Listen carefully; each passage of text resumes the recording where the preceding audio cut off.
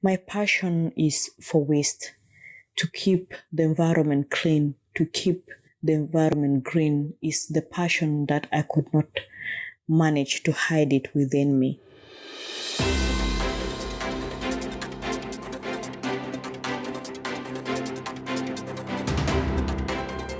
Welcome back to Africa Science Focus, the science and development show from SciDevNet. I'm Michael Kaloki.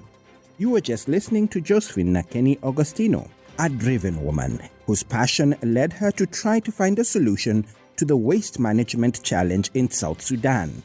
Josephine is working to turn waste in parts of South Sudan into compost for growing crops. Cities, especially in developing countries where people are migrating from rural to urban areas, are expanding rapidly. As more people arrive, more waste is being generated, and in these rapidly expanding cities, waste management can become a severe problem. Josephine has been researching bacteria that could speed up this composting process. Before beginning her research, Josephine had seen the effects of this waste buildup firsthand. She spoke to us about why she feels this issue is so important. If you come around South Sudan, the city, the Juba city especially, you see waste being dumped all over, waste being dumped on the streets, waste being thrown, littered around, and you feel irritated. Someone will feel always irritated with the rampant throwing of rubbish all around. So looking at this problem closely as an environmentalist, I took the initiative of getting to think about what could be the right solution to manage the waste that is being littered around, that is making our city to look awkward and ugly. Now in Africa, many countries are lacking innovative solutions to this waste problem. In the 21st century, many countries around the world, and most especially in Africa, are experiencing a rapid expansion of city, largely due to the massive migration of people from rural to urban centers, leading to the generation of municipal solid waste. And this municipal solid waste is one of the contemporary environmental problems that is facing the world today. It deteriorates our environment. It makes the environment looks dirty. It makes the environment looks so awkward. In a real sense, it looks sometimes as a minor problem, but the impact is so negative to the extent that it can bring death to the humanity. Huge amounts of waste are being dumped out in the open. Not only are these wastes unsightly, but they also pose environmental hazards and threaten the health of people living in nearby communities.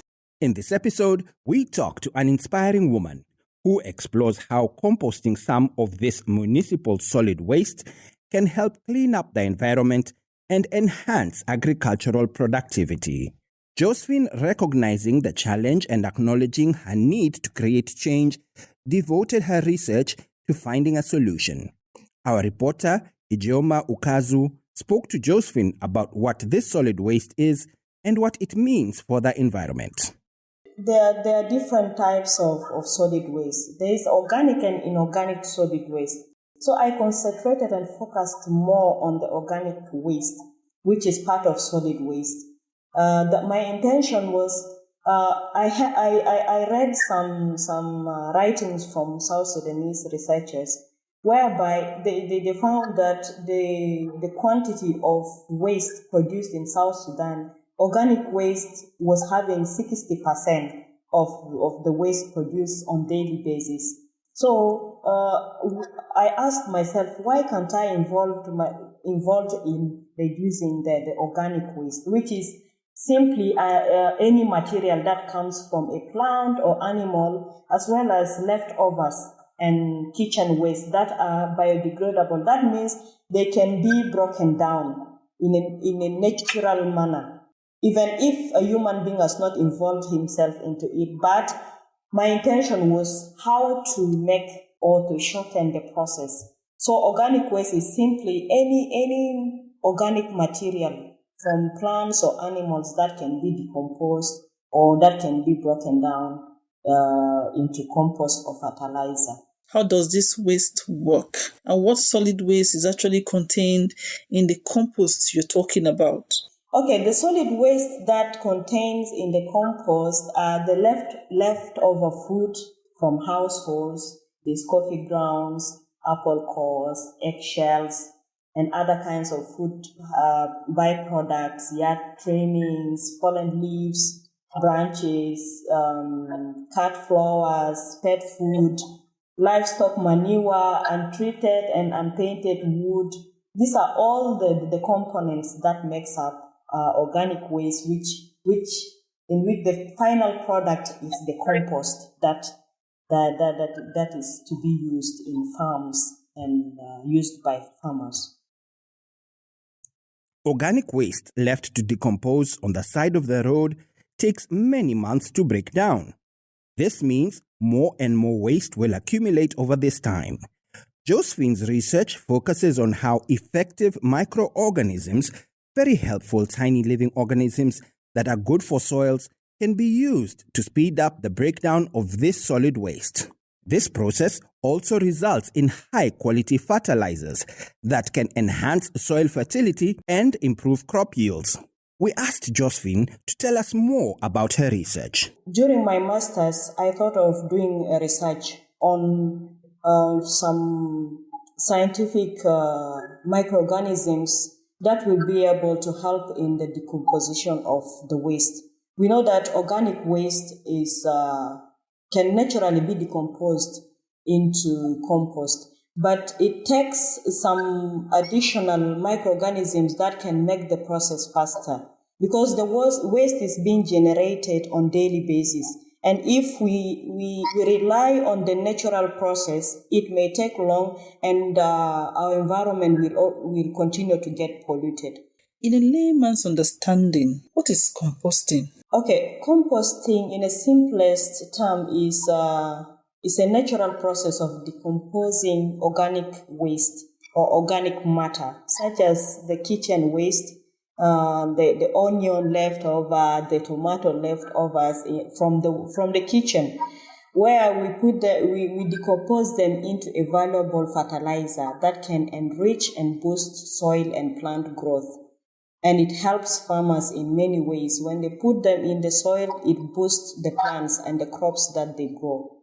So anything that grows that can be decomposed eventually is known as compost. In your research, you mentioned effective microorganisms. Can you expatiate more on that? This is a culture of coexisting microorganisms. They live together. Majorly, there are three types of bacteria that live together. That is the lactobacilli, commonly found in the curd or yogurt, and then there's a yeast that we use that are found in bread and beer, and then there's a photosynthetic and phototrophic bacteria found in some pickles and cheese. So they coexist together, and that is known as the effective microorganisms. You mentioned a 3-step process for effective microorganisms. Can you clarify them, and what is the crux of this process, and what does it do? Okay, the 3 steps that I mentioned in my research, one is the procedures on how to culture the effective microorganisms locally. Because in most parts of the world, these effective microorganisms have been cultured, but they were cultured in a laboratory. So I wanted to culture them at household level so that a mere farmer can use them, can be able to produce them, and then use them to decompose the organic waste in order to get the compost. And then the second step and the process is the collection and sorting of waste from households. So we chose household randomly in the community of about 10 to 12 households in a community where we get the waste that we used during the research. And then the last step and the process that was in my research is the composting now. The process takes long. So we use the the effective microorganism known as EM in order to apply them into the organic waste that we got from households in order to produce compost, which was used by farmers. So the impact was great. We applied the EM into the organic waste for composting, and actually it shortens the process of composting. Composting in its actual days, it takes more than 3 months to produce it. But with the application of the EM into the organic waste, it shortens the process. It took us almost 3 to 1 month to produce the compost. So it was so effective and less costly to the farmers. So what is the crux of this process? Okay, the process is cheap. It doesn't cost a lot. It requires some simple steps. We use things like sugar, rice. We wash rice, and then the water, the rice water. That is what we use in producing the EM. The brown sugar, tissues, and then fresh milk. We got them from some of the cattle keepers. So we use them, and then the production of waste takes about 3 to 4 days in order to produce the EM. Composting waste provides an efficient waste management solution and also yields nutrient-rich fertilizers for agricultural purposes. Josephine collaborated with local farmers to teach them this composting process. These farmers witnessed a remarkable improvement in their crop yields, and they gained an effective way of getting rid of their waste. They spoke to us about the impact this has had on their lives.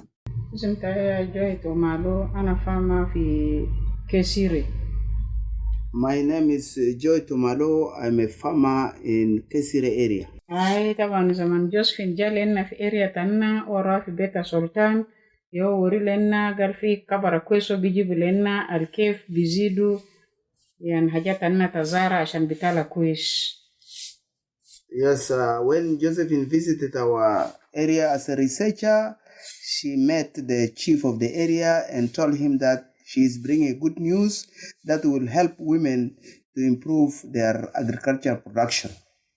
So the chief of the area mobilized us as women of the area, and Josephine informed us that she is bringing a training on how to use the organic waste from the kitchen and other organic waste to convert them into something useful like a fertilizer to help women grow vegetable at the backyard of their houses. The training we had was very, very useful because we used to throw away our garbages and the kitchen waste, but now we have learned that these are very useful. They can be converted into fertilizer. Now we are actually using these methods to improve our production, and we are getting a lot of vegetables for home consumption. So this training has been really very, very useful for us. Yes, in the past, we used to put all this garbage in a container or in a bag and dump them behind the house until the bag is full. Then it brings flies, smell, and sometimes the collectors of the garbage don't come on time. So it created an environment which is not good. But today we are happy. There's no flies. There's no garbage to be thrown away. We are now happy that we can now use it for our gardens, and we are producing a lot of fruits, and we are happy because our waste have reduced. In the past, we used to dry the vegetables and then burn them afterward, and all these things have gone. Now we are actually making a very good use of both the waste and the garden. So we are happy. We are producing enough food for our children. We are also selling some of our gardens, and it encourages us actually to start gardening in our backyard. My name is called Kaku Margaret. Anageni fi kasire ini yana ana zol zera na ge kurojo. I'm also living in Kasire area, and I'm a farmer. I'm cultivating. Our chief sent his envoy to all of us in the area, telling us that there's a girl who have come to train us on a new method on how we can increase our production and how we can actually make use of our garbage and organic waste. So we assemble, and she train us. This thing is going to be prepared by us in our homes using our local containers. It is not something that is difficult.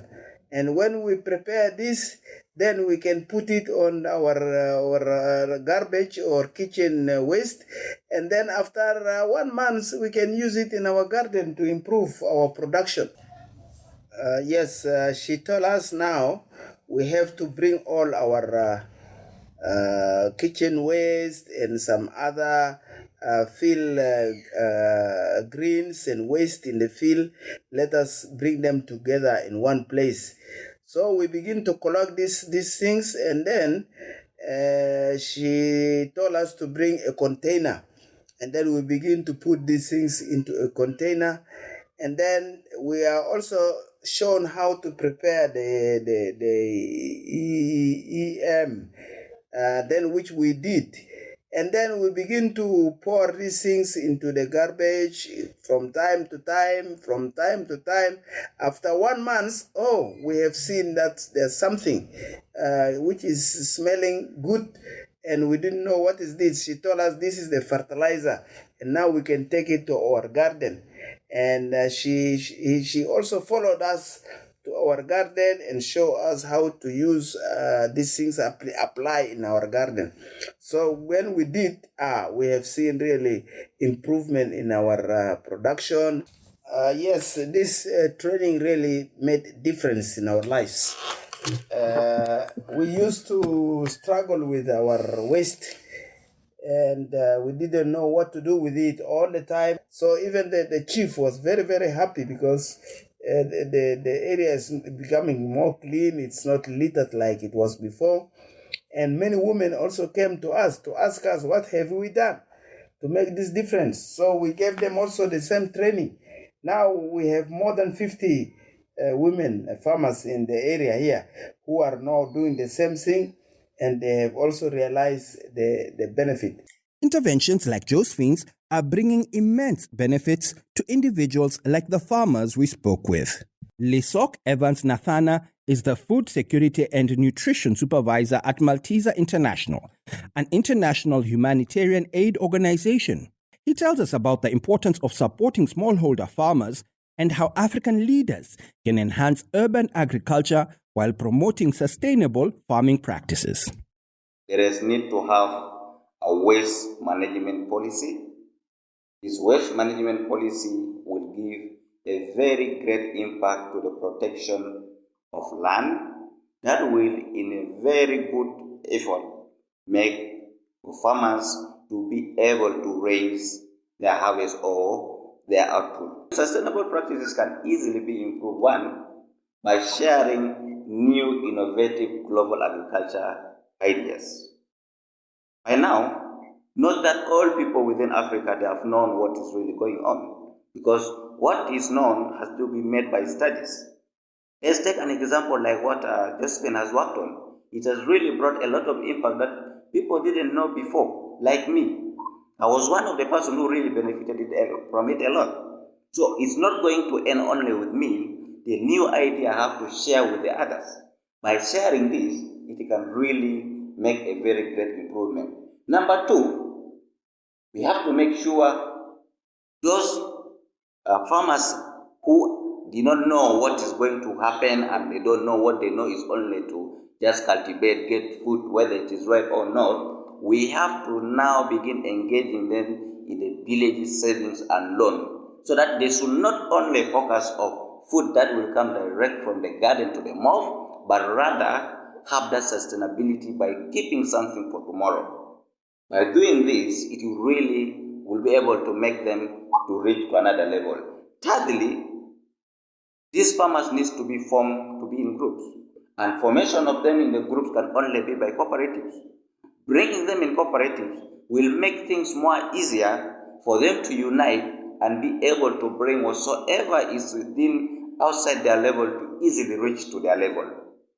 By making this, it makes things more successful to them, and then finally will bring what we call diversification. They will not only be targeting or focusing on only producing, but they also be focusing on what they produce, they should eat, not only to end with them, but also to reach to the others.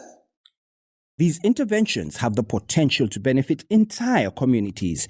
Josephine chose to work with female farmers in South Sudan, as she felt they were in the best position to implement the composting process and would also be the ones to benefit the most. To further explore the impact Josephine's research is having, we're going back to Josephine to discuss what it might mean for the future of farming. What has been the impact on farm yield in your community? Okay, farmers, let me make it this way, like, they are not so illiterate, but they are not aware of technology, of the new sort of farming that are coming up. And when I approached the women group that I mentioned in my research, during my research, they were surprised. They were like, how can this be turned into something that will benefit their crops? So it took us a process with them together, practicing and making the EM and collecting the waste from the households, and then starting the composting process and even measuring the temperature together with them. They saw that this thing was a bit unique. And when we put those compost into the crops and into the farm where they were cultivating, the yield was different. Actually, they were like, is this a magic? I say it is not a magic, it is something natural, but we just try to shorten the period, and we just try to make something that you can afford to do it even at the household level, not in a bigger farm, but also for you to have your kitchen garden at home. So the farmers were impressed, and they felt great. How many farmers have been trained on the production of the compost, and why only women? During the research, I trained about 18 farmers. And why I concentrated mostly on women was because the production of waste on daily basis at the household levels is done by them. Men are not so much engaged in the kitchen, in cooking and doing all that. So they are the one producing those waste from in the kitchen during their time for cooking. So the intention was, if they get the waste, they should not throw them out. They should not take them to the street. They should not dump them randomly. They should use it and then benefit from it in their farms. So that was the reason I focused on women. What was the rate of farmers' yield before the introduction of the compost, and what is it now? Have there been any improvements? I can say yes. There's a lot that has changed. Before they started using the compost that we produced with them, and up to now they're still producing, the yield was good, but not to the best. But since they started using the compost, they felt that even a scrap at the household level, they will be able to plant something in them.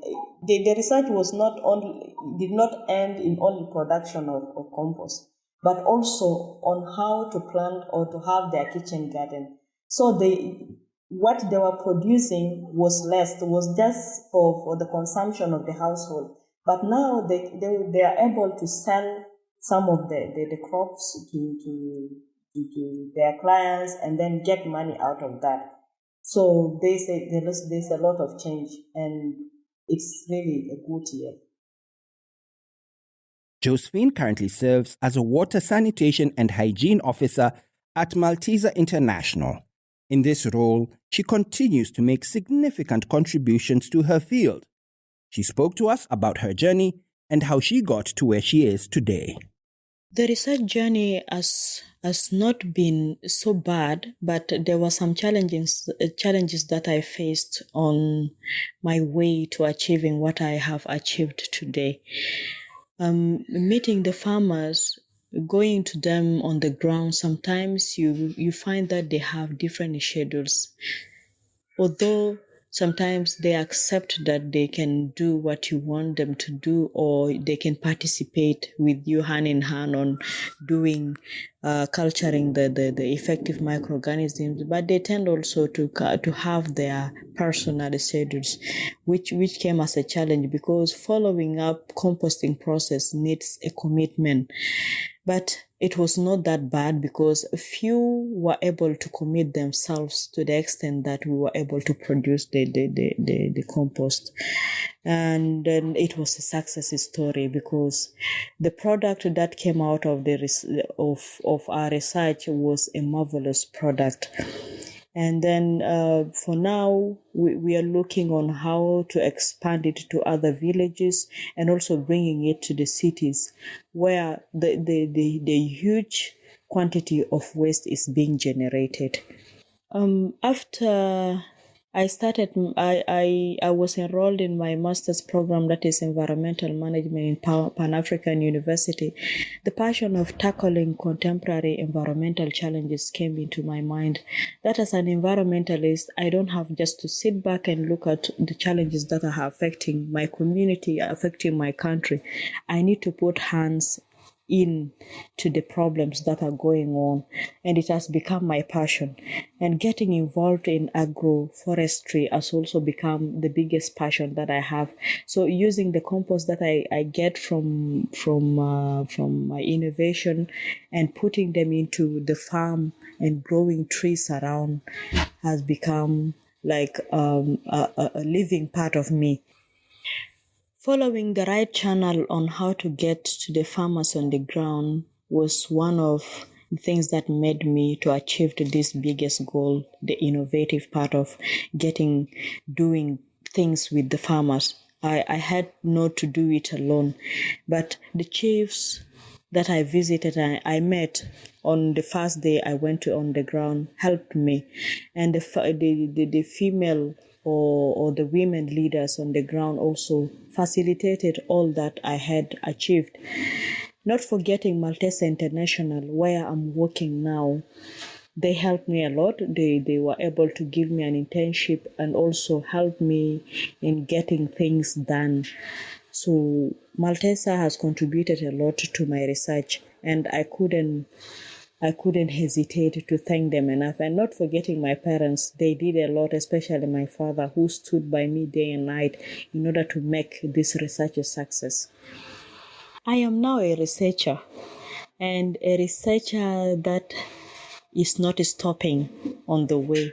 A researcher who has vision to publish books, to publish articles, and a researcher who is determined to go for further studies, to become a PhD holder, a doctor, a professor.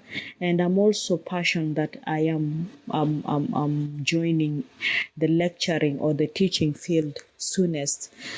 And I thank my university, Pan-African University, that has invested in me and made me to achieve what I have achieved today. I feel proud of it. That's all from us at Africa Science Focus today. If you want to find out more, head to the SciDevNet website.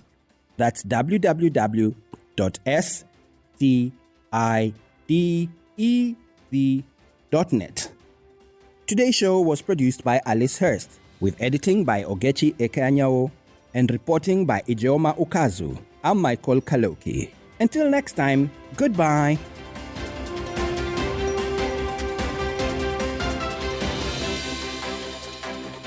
Africa Science Focus is produced by SciDevNet and distributed in association with your local radio station. This project was funded by the European Journalism Centre through the Solutions Journalism Accelerator. This fund is supported by the Bill and Melinda Gates Foundation.